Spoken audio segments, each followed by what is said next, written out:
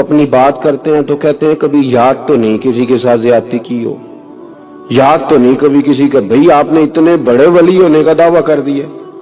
انسان تو انسان رہتا ہے. بڑے بڑے لوگ کہہ گئے کہ یا اللہ اگر انجانے میں بھی بھول گئے ہیں تو ہم سے درگزر فرما، لیکن جب ہم تیار ہی نہیں ماننے کو، ہم ڈٹے ہوئے لوگ ہیں. سرکار نے فلاح انسانیت کے لیے کام کیا نا، وہ لوگوں کو احساس دلایا ہے کہ اگر غلطی ہو جائے تو تم نے بندوں کے سامنے اپنے آپ کو کلیئر نہیں کرنا، تم نے تو رب کے سامنے اپنے آپ کو کلیئر کرنا.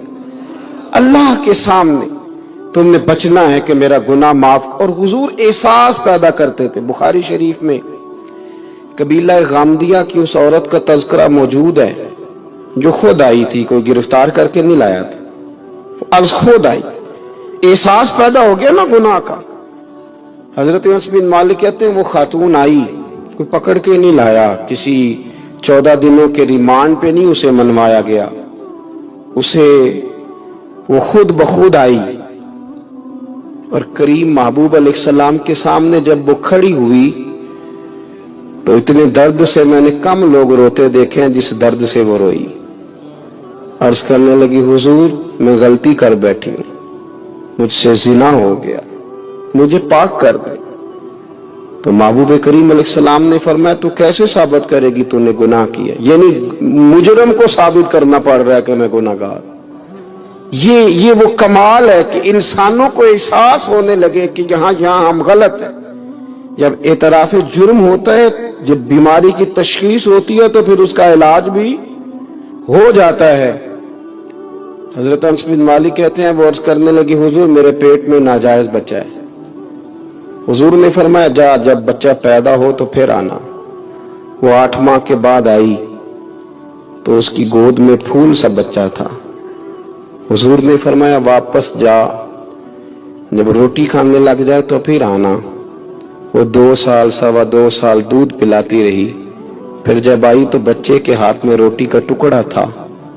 کریم محبوب صلی اللہ تعالی علیہ وسلم سے آ کے جب اس نے بات کی تو وہ درد سے روئی، کہنے لگی یا رسول اللہ 3 سال ہونے کو ہیں، میں نے گناہ کیا ہے، میں ساری رات سو نہیں پاتی. حضور تڑپتی، اگر اس حال میں مر گئی تو اپنے رب کو کیا منہ دکھاؤں، مجھے پاک کر دے، میرے حال پہ رحم فرمائے. محبوب کریم صلی اللہ علیہ وسلم نے بچہ ایک صحابی کو دیا، فرمایا بچوں کی طرح پالنا، اور کہا اسے لے جاؤ، پتھر مار مار کے اسے سنسار کر دو. صحابہ کہتے ہیں اسے پتھر لگ رہے تھے اور حضور بے چینی کے ساتھ ٹہل رہے. آ کے خبر دی حضور وہ تو وصال کر گئی، انتقال ہو گیا. فرمایا یہاں تک تو بات اس کی تھی. حضرت انس بن مالک کہتے اب محبوب کریم نے صحابیات سے فرمایا اسے غسل دو، کفن پہناؤ، جنازہ تیار ہو جائے تو مجھے خبر کرنا. حضرت انس بن مالک کہتے ہیں غسل ہوا، کفن ہوا، جنازہ تیار ہوا تو حیران ہم تب ہوئے جب میرے محبوب نے فرمایا صفیں بناؤ میں خود جنازہ پڑھاؤں گا، میں خود جنازہ پڑھاؤں گا. اور سرکار نے جنازہ پڑھایا تو ایک شخص کی زبان سے نکلا حضور اس ملعون کا معاذ اللہ جنازہ جس نے ناجائز بچہ جنا، اس کے لیے آپ دعا کر رہے ہیں، جنازہ پڑھا. اور حضور فرمانے لگے خاموش ہو جاؤ، تم نے گناہ دیکھا ہے اس کا احساس نہیں دیکھا، تم نے غلطی دیکھی ہے لیکن اس کی توبہ کا انداز نہیں دیکھا. اور صاحب کنز العمال نے یہ لفظ نقل کیے ہیں کہ کریم محبوب فرمانے لگے اس نے تو ایسی شاندار توبہ کی ہے کہ اگر میں اپنی ساری امت میں بانٹ دوں تو اللہ سب کی مغفرت فرما دے گا. احساس جب پیدا ہو جاتا ہے نا اپنے دل کے اندر کہ یہاں میں غلط ہوں. ان العبد اذا اعترف ثم تاب تاب اللہ علیہ او کما قال نبی صلی اللہ علیہ وسلم، رواہ مشکات. حضور نے فرمایا جب کوئی بندہ کہتا ہے نا اللہ میں بھول گیا تھا اور پھر وہ توبہ کرتا ہے تو رب اس کی توبہ کو فوراً ہی قبول فرما لیتا ہے. پہلی بات یہ کہ عقائد کو مضبوط رکھیں. فلاح کے لیے سب سے ضروری یہ ہے کہ آپ کا کوئی نظریہ تو ہو. یہ کیا بات ہوئی کہ رسیوں سے ڈرنا، ہر چوتھے آدمی کو کالا جادو ہو گیا، ہر پانچواں آدمی آ کے کہتا ہے اور بڑا کام چل رہا ہے عاملوں کا. انہوں نے تو اپنے بورڈ پہ وہ بیماریاں لکھوا دی ہیں جو ابھی پیدا بھی نہیں ہوئی، ان کا بھی وہ علاج کراتے. خدا کا خوف کریں. اتنا تو نہیں جادو آسان کہ سبھی کو ہو گیا ہے. ہمارا سب سے پہلا بھروسہ اپنے رب کی ذات پہ. اپنی زندگی کے اندر پہلے سب سے مضبوط نظریات. یار ابھی تک لوگ یہ کہہ رہے ہیں کہ بلی رستہ کاٹ جائے تو کام نہیں چلتا. لو بلی نے بھی تو سڑک سے گزرنا ہی ہے نا, وہ کدھر جائے گی بیچاری. یعنی ابھی تک لوگ کہتے ہیں کہ وہ سویرے میں نے خواب دیکھ لیا تو پتہ نہیں اب کیا بنے گا. بھائی آپ عجیب آدمی. وہ جی رات میں نے ڈراؤنا خواب دیکھا ہے, پیر صاحب کیا کریں. تو میں کہتا ہوں ڈرونی باتیں نہ سوچا کرو. آپ اگر دن میں کار چلائیں گے تو رات کو خواب میں بھی کار ہی آئے گی. یہ بالکل پکی بات ہے. لوگ پوچھتے ہیں کہ بزرگان دین کو, صوفیہ کرام کو, اولیاء عظام کو سرکار کی زیارت کیوں ہوتی تھی؟ تو میں نے کہا بڑی سادی سی بات ہے. جو سارا دن مصطفیٰ کے گیت گائے گا تو خواب میں بھی تو رسول پاک کی باتیں کرے گا نا. اس میں بعید کیا ہے؟ جو آدمی سارا دن کرتا ہے وہی خواب میں رات کو دیکھ لیتا ہے. پہلی بات اپنے عقائد. اور دوسری بات یہ کہ ہمارے ہاں نا آہستہ آہستہ غلطی تسلیم نہ کرنے کا رواج بڑا عروج پکڑ رہا ہے. احساس جب پیدا ہوتا ہے, احساس, پھر اس کے اندر توانائی آتی ہے. پھر انسان اپنے لیے نہیں دوسروں کے لیے جینے میں بھی خوشی محسوس کرتا ہے. پھر وہ محسوس کرتا ہے کہ میں کوئی ایسا درخت نہیں کہ جس کی نہ شاخیں ہوں نہ پتے ہوں. پھر وہ کہتا ہے میں درخت ہوں پر شجرے سایہ دار ہوں. کوئی آئے گا تو پھل بھی کھائے گا, کوئی آئے گا تو چھاؤں میں بھی بیٹھے گا, کوئی آئے گا تو اسے خیر بھی نصیب ہوگی. طبقات ابن سعد میں ایک بڑی خوبصورت روایت ہے. حضرت عائشہ صدیقہ رضی اللہ تعالیٰ عنہ فرمانے لگیں کہ ایک دن نبی کریم صلی اللہ علیہ وسلم گھر میں تشریف فرما تھے اور طبیعت مبارک بڑی اشاش بشاش تھی. جب کبھی عذاب کی آیات آتی تھی تو غم امت میں پریشان ہو جاتے تھے, اور کبھی رحمت کی آیات آتی تو پھر حضور کا چہرہ پہلے سے بھی زیادہ روشن نظر آتا. پھر اللہ کی رحمت کے حوالے سے اور زیادہ خوشبوئیں دنیا میں پھیل جاتی. فرماتی آج بڑے حشاش بشاش تھے تو مجھے فرمانے لگے عائشہ تیرے ساتھ ایک بات کروں. میں نے کہا حضور میرے تو نصیب جاگ گئے, ضرور کریں. تو حضور فرمانے لگے تم کبھی مجھ سے بڑی راضی ہوتی اور کبھی کبھی نہ کسی اور اہلیہ کے پاس زیادہ وقت گزاروں تو دل میں بات بھی رکھ لیتی ہو. حضرت عائشہ کہتی ہے میں نے فوراً عرض کی حضور میری ماں مجھے روئے, میں اور آپ سے ناراض ہوں گی. تو فرمایا چل سن تو لینا پہلے. یہ احساس کی شدت, اس کو ملاحظہ فرمائی. تو آپ حکم بھی کر سکتے تھے کہ نہیں تو لا میں نے وہی پہننا ہے, حکم بھی کر سکتے تھے, لیکن اس نے دلیل دی تھی نا, دلیل دی تھی نا, تو پہلے اس کی دلیل کو توڑنا ضروری تھا. حضرت علی کہنے لگے فلسفہ ہی تو نے بیان کرنا ہے تو اپنے والا نہ کر, تو میرے والا کر. اس نے کہا حضور کیا مانا؟ آپ فرمانے لگے تو کہہ رہا ہے کہ مہنگا جوڑا میں پہنوں گا اور سستا جو ہے وہ تو پہنے گا. فرمانے لگے تو نے یہ دلیل بیان کی ہے کہ میں آقا ہوں تو غلام ہے, تو فرمایا تو میرے والی علت لینا. حضور وہ کیا؟ آپ فرمانے لگے تو پہن مہنگا اور میں پہنتا ہوں سستا. دلیل یہ ہے کہ تو جوان ہے اور میں بوڑھا ہوں, تو جوانوں کو پہننے چاہیے مہنگے کپڑے, بوڑھوں کا تو سستوں سے بھی گزارا ہو جاتا ہے. تو وہ خادم کہتا ہے میں لاجواب ہو گیا, اور پھر وہ قیمتی جوڑا مجھے دے گئے اور سستا جوڑا وہ لے گئے. کہتے شیر خدا تو چلے گئے, لیکن ساری زندگی میں سوچتا رہا کہ کائنات میں دوبارہ ایسے لوگ دنیا میں آئیں گے صحیح, یہ ملیں گے صحیح. احساس کی جب شدت ہوتی, آپ یقین کریں اس ملک کے اندر دو چیزیں اتنی شدت سے عام ہوئی ہیں, اتنی شدت سے, ایک پروٹوکول, ایک وی آئی پی کلچر. ان دونوں چیزوں نے بہت سارے لوگوں کو پیچھے کر دیا. اب تو بہت سارے غریب ایسے ہیں جو بیچارے قریب ہی نہیں آتے, وہ کہتے ہیں نہیں میرے والا کام ہی نہیں. وہ پیچھے, وہ شہرت سے بچنے والا پیچھے پیچھے رہتا ہے, اور میرا جی چاہتا ہے ساری غزلیں اس ظالم کے نام کریں. کچھ لوگ بیچارے بالکل پیچھے ہو گئے, مایوس ہو گئے.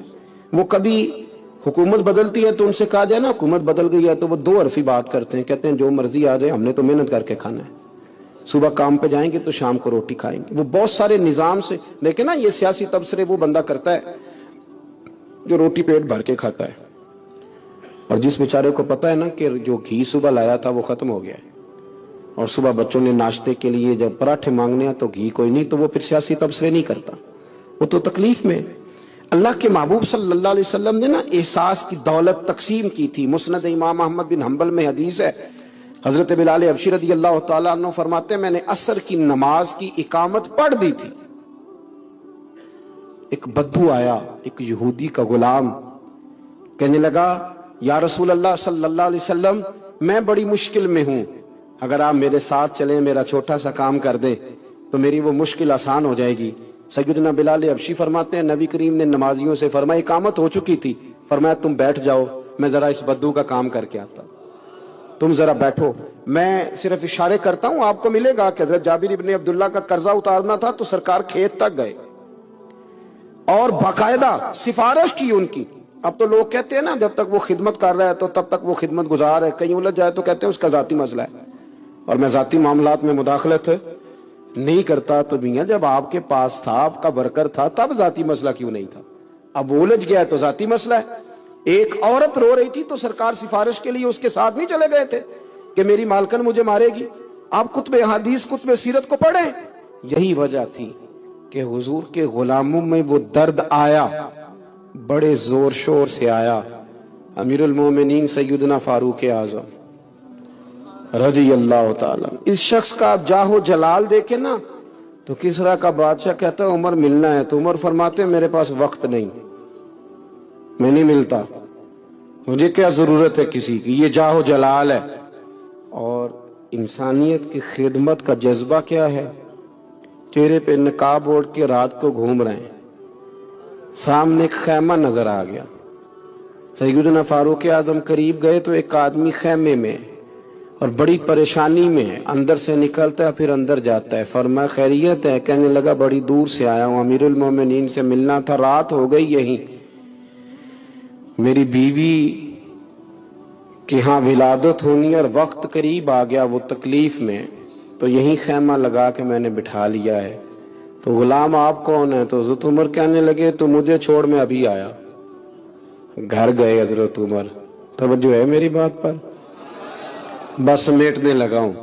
گھر گئے اور خاتون نے اول سے کہا، ملکہ سے کہا، اپنی اہلیہ سے فرمایا، فرمانے لگے کوئی نیکی کمانے کا ارادہ ہے؟ وہ کہنے لگی بڑا ارادہ ہے۔ تو کہنے لگے پھر بچے کی ولادت کے لیے جن چیزوں کی حاجت ہوتی ہے وہ ساتھ لے لو۔ میں آپ کو اس شخص کی بات بتا رہا ہوں جو 24 لاکھ مربع میل کا حکمران ہے، جس کے نعرے سے لوگ کانپ جاتے ہیں، لیکن وہ اصول اپنی جگہ پہ اور انسانوں کا پیار اپنی جگہ پہ۔ حضرت عمر نے اپنی اہلیہ کو ساتھ لیا، انہوں نے کہا کچھ چنے لے لے، کچھ جو ہے وہ گھی لے لے، کچھ سرکہ لے لے، اور آپ یہ ساری چیزیں ڈال کے تو پکائیں۔ حضرت فاروق اعظم رضی اللہ تعالیٰ عنہ نے چولہا جلایا۔ وہ شخص کہتا ہے جب عمر پھونکے مارتے تھے نا آگ میں تو میں ان کی داڑھی سے دھواں نکلتے دیکھتا تھا۔ حضرت عمر نے چولہا جلایا، اوپر کھانا رکھا، وہ جو کہا تھا وہ آپ کی اہلیہ اندر چلی گئی خاتون کے پاس۔ وہ شخص کہتا ہے میں نے 2-3 دفعہ حضرت عمر کو کام بتایا تو میں نے سمجھا کوئی غلام ہے، امیر المومنین نے ڈیوٹی لگائی ہے کہ رات کو مسافروں کا خیال رکھنا، تو میں انہیں کہتا غلام ادھر آ پانی لے کے آ، تو عمر دوڑے جاتے، وہ ڈیوٹی کرتے رہے۔ جب بچے کی ولادت ہو گئی تو اندر سے جناب عمر کی اہلیہ بولی، کہنے لگی امیر المومنین مبارک ہو، اللہ نے آپ کے دوست کو بیٹا دیا ہے۔ وہ شخص کہتا ہے میرے ہاتھ میں پیالہ تھا، دھڑام سے گرا، میں نے تو عمر کا جلال سنا ہوا، میں نے کہا آپ امیر المومنین ہیں، آپ عمر ہیں، آپ کیا خیال ہے آپ کا؟ لوگ باتوں سے بڑے ہوتے ہیں، کردار انسان کو بڑا کرتا ہے، کردار اسے زندہ رکھتا ہے، کردار اسے جینے کا ڈھب اور حوصلہ دیتا ہے۔ حضرت فاروق اعظم سے کہنے لگے آپ عمر ہیں؟ جناب فاروق اعظم کہنے لگے ہاں میں عمر ہوں، تمہیں ضرورت کی ساری چیزیں میں نے دے دی ہیں، باقی صبح آنا اور جس کام تم آئے ہو وہ بھی کیا جائے گا۔ اس نے پیر پکڑ لیے، امیر المومنین مجھ سے غلطی ہو گئی، فرمایا اٹھ میرے سینے سے لگ، تجھ سے غلطی نہیں ہوئی، تیری وجہ سے اللہ نے مجھے نیکی کمانے کی توفیق عطا کر دی ہے۔ اپنی زندگی میں 3-4 چیزوں کا خاص خیال کریں، عقائد مضبوط رکھیں۔ ہمارے اندر کو آ جاتی ہیں نا کمزوریاں، انسان ہیں، ان کو دور کرنے کے لیے احساس پیدا کریں۔ تیسری بات یہ کہ ایک دوسرے کا دیکھیں نا، اگر میرا نالائق بچہ نہیں پڑھتا تو سارے پیسے اس پر خرچ کرنے کی کیا ضرورت ہے؟ میری بہن کا بچہ جو لائق ہے تو اس پر کیوں نہ پیسے خرچ کر دیے جائیں؟ ایک لائق آدمی تیار کر لیا جائے، احساس پیدا کریں گے، تھوڑا تھوڑا آگے بڑھیں گے تو آپ دیکھیں گے معاشرے کے اندر کس تیزی کے ساتھ لوگوں کے مسائل میں کمی آتی ہے اور خیر تقسیم ہوتی ہے۔ تو یاد رکھیے گا کہ ایک تو یہ لوگ ذہنوں سے کھیلتے ہیں، پھر ہمارے ہاں آپ کو پتہ ہے باباؤں کا بھی دور ہے، ان کے پاس لوگ تعویذ لینے جاتے ہیں، دم کرانے جاتے ہیں۔ چاہیے یہ تھا کہ وہ ذہنوں کو پختہ کرتے، وہ کہتے ہیں کہ تینوں تے کسے کچھ کیتا ہے۔ یہی بہتر ہے کہ پردوں میں وہ پردہ پوش رہے، اور وہ اگر پردے اٹھا دے تو کسے ہوش رہے۔ مہربانی کریں، آپ جو اللہ تعالیٰ نے ہمیں محدود بنایا تو لا محدود ہونے کی کوشش کیوں کرتے ہو؟ جہاں اس نے رکھا ہے وہیں رہنے کو اپنے لیے بہتر جانو، وہیں، ورنہ حالات خراب ہو جائیں گے۔ میرے نبی پاک صلی اللہ علیہ وسلم نے فرمایا، مسند احمد میں موجود ہے، حضور فرماتے ہیں لوگوں کی جاسوسی نہ کرنا، ان کے عیب نہ ٹٹولنا۔ بس حضور نے کہہ دیا تو کہہ دیا، نہیں ٹٹولنے تو سونیا تیرے غلام ہیں، سوال ہی نہیں پیدا ہوتا کہ ہم کبھی یہ کام کریں۔ حضور نے فرمایا کسی کے عیب نہ ٹٹولنا، اگر تم نے کسی کے عیب ٹٹول کے اسے رسوا کرنے کی کوشش کی تو فرمایا تم اگر 7 پردوں کے اندر بھی بیٹھے ہوئے تو وہاں بھی اللہ تمہیں رسوا کر دے گا۔ یہ نہ سمجھنا کہ میں چھپ گیا ہوں تو بچ جاؤں گا، اللہ تمہیں وہاں بھی رسوا۔ تو کچھ جرموں کی دنیا میں ہم دیکھتے ہیں اور اس کا سادہ ترجمہ یہ ہے کہ جیسا کرو گے پھر ویسا بھرو گے، یہ ہوتا ہے، آپ اس سے بچ نہیں سکتے۔ اور اس وقت بندہ بڑا سمارٹ ہوتا ہے، وہ اپنے آپ کو بڑا تیز سمجھتا ہے، وہ کہتا ہے میں نے پتہ پھینکا تھا تو میرا پتہ چل گیا ہے، دیکھا نا پھر۔ اور کئی دفعہ میں نے دیکھا ہے شریف آدمی مجبور ہوتا ہے، وہ کیا کر سکتا ہے؟ شریف جو ہوا، شر اور شریف ان کا مقابلہ نہیں ہوتا، ایک چیز ہے شر، تو شریف اس کا مقابلہ کیسے کرے گا؟ بلکہ شریف آدمی تو کئی دفعہ ویسے ہی بچتا ہے، کہتا ہے یار مطلب کسی طریقے جان چھڑائیں، یہ شر ہے اور میں باوضو رہنے والا آدمی ہوں، میں گند میں کیسے ہاتھ ڈالوں گا؟ وہ بچتا ہے تو لوگ سمجھتے ہیں ڈرپوک ہے، حالانکہ ڈرپوک اور ہوتا ہے اور شریف اور ہوتا ہے۔ تو شرافت کو لوگ بزدلی جانتے ہیں۔ نبی پاک صلی اللہ علیہ وسلم کے صحابی حضرت سعید بن زید رضی اللہ تعالی اور 10 مبشرہ صحابی حضرت عمر کے بہنوئی ہیں، اور یہ حوالہ میں آپ کو مسلم شریف سے عرض کر رہا ہوں۔ حضرت سعید بن زید رضی اللہ تعالیٰ عنہ وہ خوبصورت آدمی ہیں جنہیں دنیا میں چلتے پھرتے میرے نبی پاک نے جنت کی بشارت عطا فرمائی۔ بندے کا قد کاٹ دیکھیں کہ جنتی بندہ، یعنی اتنا اعتماد حضور نے کیا کہ فرمایا اس کے بعد والے آخری دم تک کے اعمال پر بھی میں جانتا ہوں یہ جنتیوں والے کام کرے گا۔ اتنا بڑا آدمی، لیکن ایک عورت نے آ کے جھگڑا شروع کر دیا، اروا اس عورت کا نام تھا۔ اسے آ کے حضرت سعید بن زید سے جھگڑا شروع کیا کہ یہ جو مکان ہے نا آپ کا، اس میں اتنی جگہ میری ہے، مجھے آپ بتائیں ایک شریف آدمی سے عورت جھگڑا کرے تو بندہ جواب میں کچھ کر سکتا ہے؟ اب میری بات کو سمجھیں، اب شریفوں کی مجبوریاں تو سمجھیں کتنی زیادہ ہیں۔ بھئی ایک عورت آ گئی، اس نے دعویٰ کر دیا، اب بلا وجہ انسان کٹہرے میں کھڑا ہو جاتا ہے۔ یہاں کو بندہ آگے کہہ دیتا، کہتا جی میں نے 20 لاکھ روپیہ لینا ہے، تو شریف آدمی ادھر کیا کرے گا؟ وہ تو مفت میں، اور دائیں بائیں بیٹھے لوگ ویسے ہی پریشان ہو جائیں گے کہ پتہ نہیں کوئی بات ہوتی ہے تو کوئی آتا ہے نا۔ اس نے کہہ دیا کہ مکان میں میرا حصہ ہے، اور کہہ کسے دیا؟ اسے جن کے اعمال کے صحیح ہونے کی گواہی مدینے والے رسول نے عطا فرمائی۔ اس نے کہا جناب یہ مکان میں میرا حصہ ہے۔ اب حضرت سعید بن زید رضی اللہ تعالیٰ عنہ فرمانے لگے یہ زمین اسی کو دے دو، ختم ہو گئی بات۔ شریف آدمی کیسے جھگڑا کرے؟ اب میں آپ کو ایک بات بتاؤں، اگر اس طرح بھی بندہ کر دے تو باتیں پھر بھی ہوتی ہیں۔ لوگ کہتے ہیں بلا وجہ تو نہیں نہ دے دی، ایسے تو نہیں نہ کوئی دے دیتا 4 مرلے، او بھائی ایسے تو نہیں نہ۔ فوراً فرمایا حضرت سعید بن زید، فرمایا دے دو اسے۔ تو آپ کے اہل خانہ کہنے لگے حضور جب آپ اسے کیوں دے رہے ہیں؟ فرمایا تم دے دو۔ میرے نبی پاک صلی اللہ علیہ وسلم نے فرمایا جس نے ایک بالشت زمین پر ناجائز قبضہ کیا اللہ قیامت کے دن 7 زمینوں کا توق بنا کے اس کے گلے میں ڈال دے. فرمایا اٹھانے دو اسے توق، اسے اٹھانے دو. اور ایک حدیث میں فرمایا 7 زمینوں میں دھنسا دے گا اللہ اسے اٹھانے دو، دے دو. لیکن تکلیف تو ہوتی ہے نا. اب یہ نہیں ہے کہ کہاں سے اتنا حوصلہ بندہ کرے، دل تو ٹوٹ جاتا ہے نا کہ یار میرے اوپر اس طرح الزام لگانا، اور اس طرح کسی شخص کے بارے میں، وہ بندہ جس نے زندگی تقوی میں گزار دی، اس پر اتنا گھنونا الزام لگا دینا. اب حضرت سعید بن زید نے نا لوگوں کو کہہ دیا دے دو، لیکن جب تنہا گئے تو دل ٹوٹا ہوا تھا، کلیجہ پھٹا ہوا تھا، طبیعت پریشان تھی. ہاتھ اٹھائے، کہا اللہ سچائیاں بھی تو جانتا ہے، جھوٹ بھی تو جانتا ہے، ظاہر چیزوں کو بھی تو جانتا ہے، چھپی ہوئی کو بھی تو جانتا ہے. اللہ اگر یہ جھوٹی ہے تو اسے اندھا کر دے، اور اللہ یہ جو زمین اس نے مجھ سے لی ہے نا، پھر اس میں اس کی قبر بنا دے. بعض شارحین نے لکھا ہے کہ حضرت سعید بن زید تو پہلے وصال کر گئے، لیکن وہ عورت زمین تو لے لی، گھر میں رہتی تھی پر اندھی ہو کے رہتی تھی، ڈھونڈتی پھرتی تھی، دائیں بائیں جاتی تھی. تو لوگ اسے کہتے تھے کیا بنا؟ کہنے لگے کچھ نہ پوچھو، مجھے سعید بن زید کی دعا لگ گئی ہے، مجھے لگ گئی دعا. تڑپتی تھی، روتی تھی. کنواں کھدوایا ہوا تھا، امیر لوگوں نے گھر میں کنواں کھدوایا ہوا تھا، تو یوں لگتا ہے کہ پانی بھی کوئی نہیں پلاتا تھا، کوئی نواسا نواسی پوتا پوتی بھی قریب نہیں آتا تھا. پانی پینے کے لیے کنویں میں گئی تو اندر ڈوب کے مر گئی. اس کا گھر ہی اس کی قبر بن گیا. دیکھیں نا، لوگ اس وقت سمجھ رہے ہوتے ہیں کہ جناب دیکھا نا میرا پتہ چل گیا.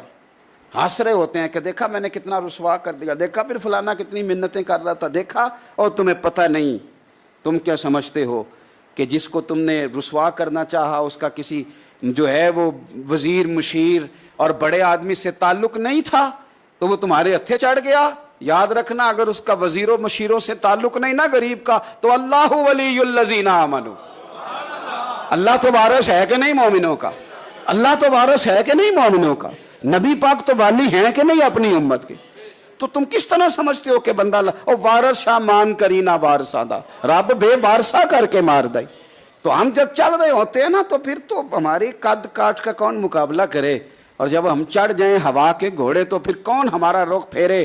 لیکن یاد رکھنا، ایک عدل کرنے والی ذات ہے، جب لگامیں کھینچتی ہے تو پھر لوگوں کو کوئی چارہ. اپنی زندگی کے اندر کبھی بھی کوئی کام ایسا نہ کریں، کبھی بھی. آگے بڑھتا ہوں. بصرے کا گورنر حجاج بن یوسف بڑا ظالم آدمی تھا. تو حضرت سعید بن جبیر رضی اللہ تعالیٰ عنہ ایک تابعی بزرگ تھے، تو آپ نا اس کے غلط کاموں پہ اسے ٹوکا کرتے تھے. ہمارا یہ مسئلہ ہوتا ہے کہ جب ہمیں کوئی ٹوکتا ہے تو ہمیں ضد چڑھتی ہے. یہ نہیں دیکھتے کہ میں پہلے دیکھ لوں میری کہیں کوتاہی پہ تو نہیں ٹوک رہا. وہ ظالم تھا، آپ اسے ٹوکتے تھے.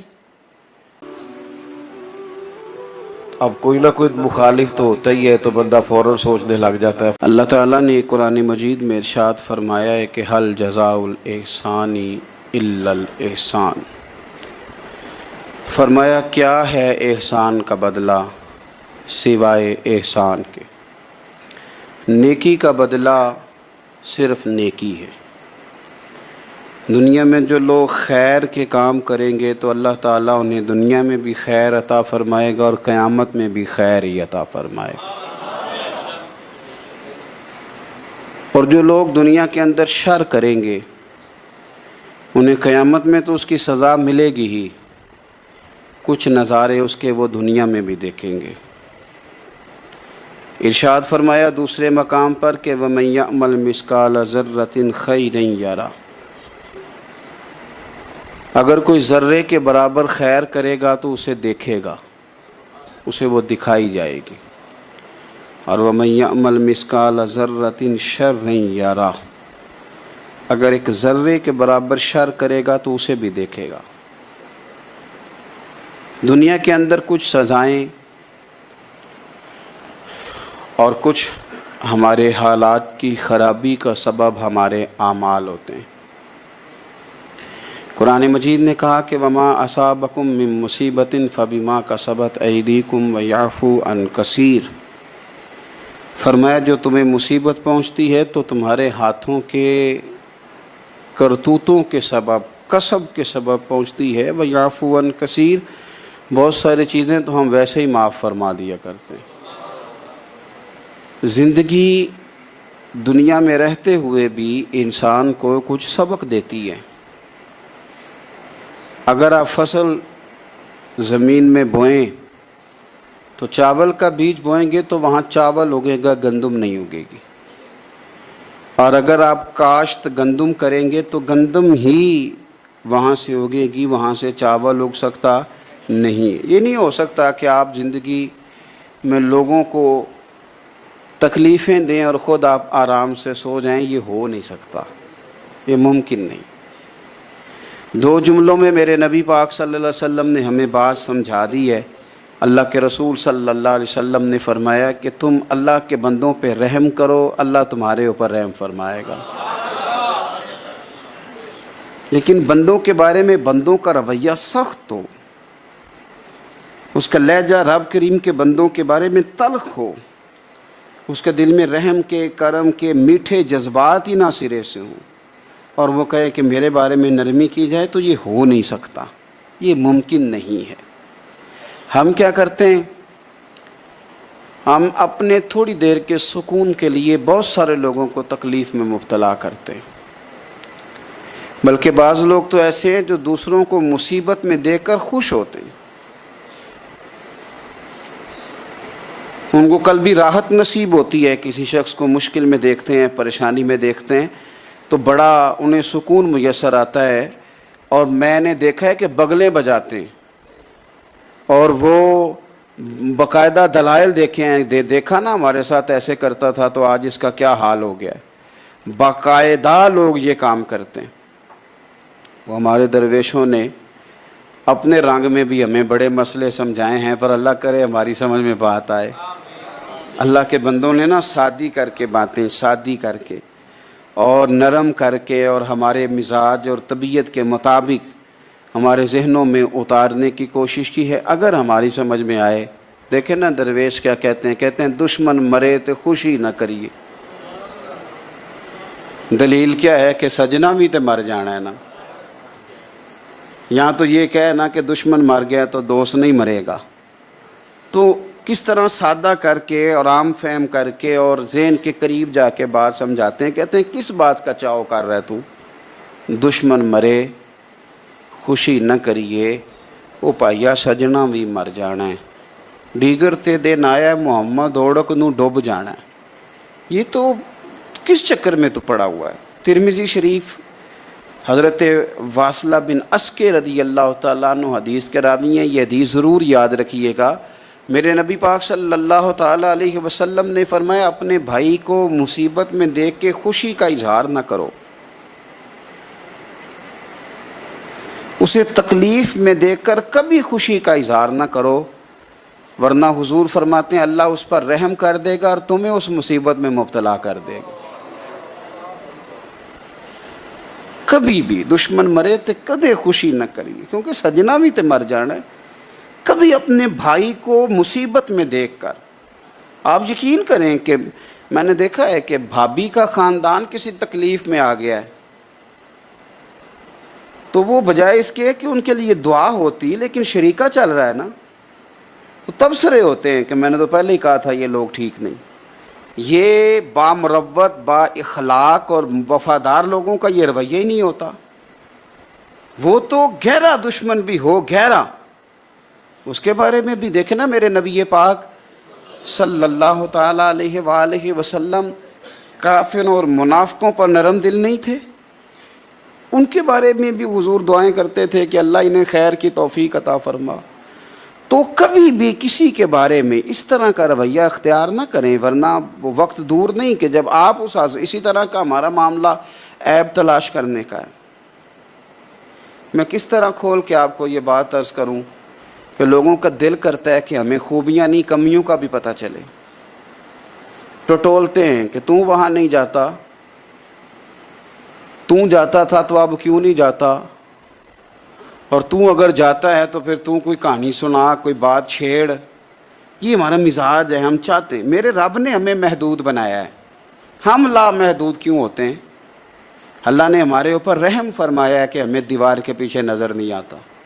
یہ اس نے کرم فرمایا. اگر ہمیں نظر آتا ہوتا تو کتنے پردے کھل جاتے.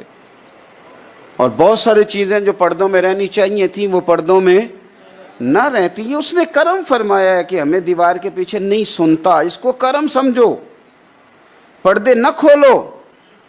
اگر ہمیں یہ خبر ہوتی کہ سامنے کیا ہے تو بہت سارے ہمارے معاملات خراب ہو جاتے. اس کا شکر ہے, اس کا کرم ہے. اور یہاں سے اٹھا کے آلے پیغمبر میں لے چلوں, اور مما کا ہو تو آؤ تمہیں گھر میں لے چلوں. مما کا ہو تو آؤ تمہیں گھر میں لے چلوں. لاش پسر کو اٹھایا حسین نے, لاش پسر کو اٹھایا حسین نے, اور خیمے میں جا کے حال سنایا حسین نے. خیمے میں جا کے حال سنایا حسین نے.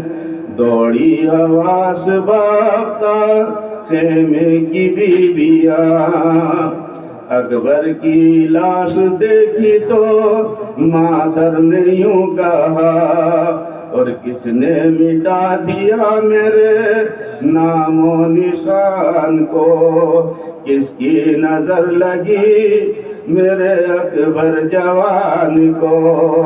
کہا لو شہر بانو لال کو اپنے سنبھال لو, لو شہر بانو لال کو اپنے سنبھال لو, لو شہر بانو لال کو اپنے سنبھال لو. اور لختے جگر کے سینے سے برچی نکال لو, لختے جگر کے سینے سے برچی نکال لو. اور آنچل بھی سیرا بھی سر پہ باندھ لو, آنچل بھی ڈال لو. سیرا بھی سر پہ باندھ لو, آنچل بھی ڈال لو. ارمان ہے جو دل کے سبھی تم نکال لو, ارمان ہے جو دل کے سبھی تم نکال لو. پھر سیدنا امام علی مقام امام حسین رضی اللہ تعالیٰ عنہ نے لاش علی اکبر کو اٹھایا اور سپرد خاک کرنے کے لیے چلے. اللہ اکبر, خیمے کے پیچھے لے گئے اور کہا 18 سال کی ہے یہ کمائی حسین کی, اب ہے تیرے سپرد امانت حسین کی. اللہ اکبر. سیدنا امام عالی مقام امام حسین رضی اللہ تعالیٰ عنہ کا جگر دیکھیے کہ وہ حسین کہ جس کو بارہا ہمارے آقا صلی اللہ تعالیٰ علیہ وسلم چوما بھی کرتے تھے اور سونگا بھی کرتے تھے. شاعر کہتا ہے کہ چومتے ہیں سونگتے ہیں پھول خوشبودار دو, چومتے ہیں سونگتے ہیں پھول خوشبودار دو, اور مصطفیٰ کے دوست پر ہیں پھول خوشبودار دو. کسی نے کہا کہ یا رسول اللہ صلی اللہ تعالی. دوستو, اگر آج کے اس بیان نے آپ کے دل کو چھو لیا ہو, اگر اس بات نے آپ کے دل کو تھوڑا سا سکون دیا ہو, تو اس ویڈیو کو لائک ضرور کریں اور پیر اجمال راضا قادری بیان ٹی وی کو سبسکرائب کر کے بیل آئیکن دبانا نہ بھولیں. اس چینل پر آپ کو ملتا رہے گا دل کو سکون دینے والا بیان, زندگی کو صحیح راہ دکھانے والی نصیحتیں اور اللہ سے جوڑنے والی باتیں. اس بیان کو اپنے دوستوں, گھر والوں اور چاہنے والوں کے ساتھ شیئر ضرور کیجیے. ہو سکتا ہے آپ کے ذریعے کسی پریشان دل کو سکون مل جائے. اللہ ہم سب کو عمل کی توفیق عطا فرمائے. آمین.